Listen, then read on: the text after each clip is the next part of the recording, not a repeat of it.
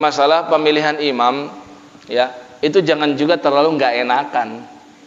Kalau di kita itu di Indonesia itu banyak nggak enakannya sama orang. Akhirnya karena udah begitu, pas jadi makmum baru ngedumel dalam hati. Ya, saya pribadi dulu awal pertama kali datang ke Indonesia dari Mesir itu kayak begitu. Karena apa? Saya nggak mengerti betul karakter imam-imam di Indonesia itu kayak bagaimana. Ya, ketika sedang safar tadi contohnya, atau ketika saya sedang berada di suatu masjid, kurang tahu imamnya seperti apa. Namun ternyata pas lagi jadi makmum, bacaannya luar biasa. Yang pendek jadi panjang, yang panjang jadi pendek. Itu artinya berubah.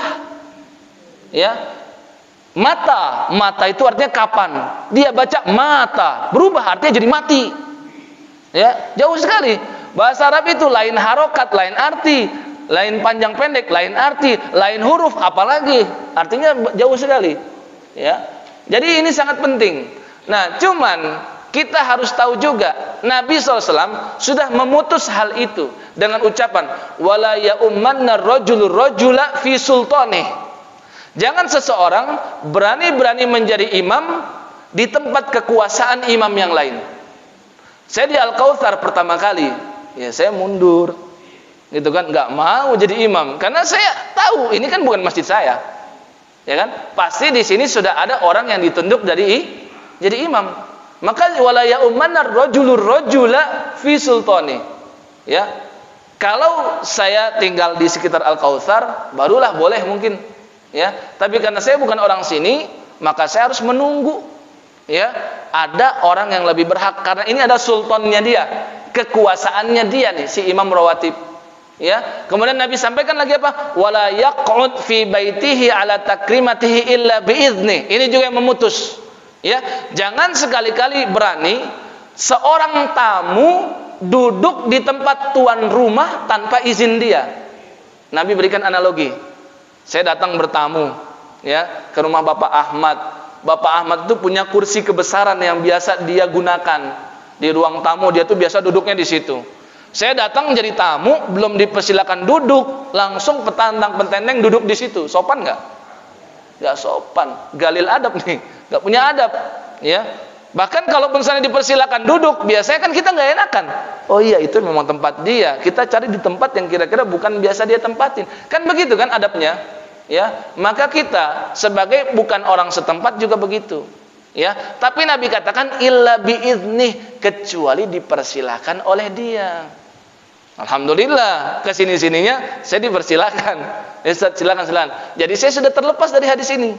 Kalau seandainya nanti saya masuk ke masjid yang baru, maka saya nggak boleh. Ya, nggak boleh sampai diberikan izin. Nah, sekarang kalau sudah seperti itu, konsekuensinya apa? Kita menjadi makmum, tinggal kita lihat imamnya.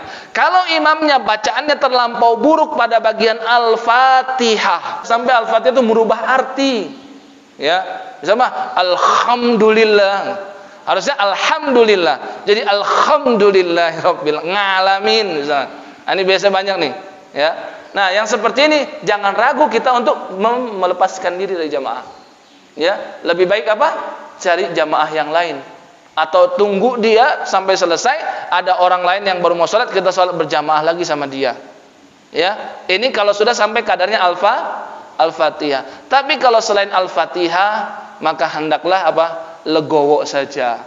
Ya, tetap ikutin, ya. Maka itulah kenapa dalam mazhab Asy-Syafi'i makmum itu tetap diwajibkan untuk baca Al-Fatihah. Dikhawatirkan seperti ini.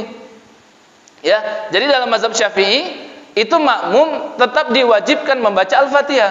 Kalau mazhab yang lain, kalau imamnya sudah baca Fatihah, maka makmum sudah cukup. Kenapa? Hadisnya Jabir bin Abdullah, dia menceritakan Nabi SAW bersabda, "Man kana lahu imam fa inna qira'atal imam lahu qira'ah." Yang sudah punya imam, maka bacaan Fatihah imam mencukupi bacaan Fatihah makmum.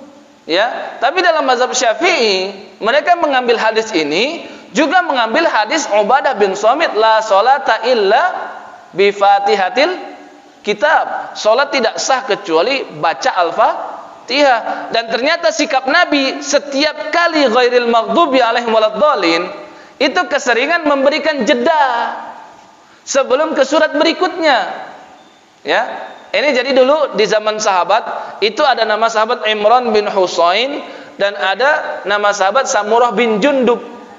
Dua orang ini berselisih tentang apakah Rasul memberikan jeda setelah baca Fatihah selesai ke surat berikutnya. Dua orang ini sepakat Rasul kalau setelah takbiratul ihram pasti berhenti sejenak dulu. Nah, kalau ini sudah sepakat, maksudnya apa? Baca doa iftitah atau istiftah. Tapi ketika dikatakan Samurah, Nabi sebelum ke surat berikutnya itu memberikan jeda, Imran bin Husain nggak terima. Enggak, saya sholat di belakang Nabi nggak ngerasa Nabi memberikan jeda kayak begitu.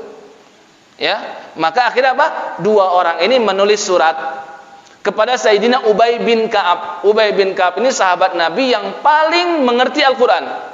Nabi sudah katakan seperti itu, diberikan lisensi oleh Nabi, wa aqra'uhum, dan sahabatku yang paling mengerti Al-Quran Ubay bin Ka'ab. Ditanya dia, apa jawaban Ubay bin Ka'ab? Ya, yang benar Samurah bin Jundub. Artinya apa? Rasul memang kebiasaannya setelah Fatihah selesai memberikan jeda sejenak sebelum ke surat berikutnya. Ini menandakan apa? Nabi memberikan jatah bagi makmumnya untuk baca Al-Fatihah. Dengan dalil inilah kenapa mazhab Syafi'i mengatakan makmum wajib membaca Al-Fatihah. Ini dengan dalil ini. Ya, maka tadi tinggal Anda lihat, kalau imamnya bacaan Fatihah buruk tapi dia masih bisa memberikan jeda kita baca Al-Fatihah, baca Al-Fatihah supaya kita nggak perlu memisahkan diri. Tapi kalau tadi imamnya begitu cepat, ya, nggak memberikan jatah untuk baca Al-Fatihah, jangan ragu-ragu untuk berpisah. Karena sholat kita sudah tidak bagus kalau tetap mengikuti si imam.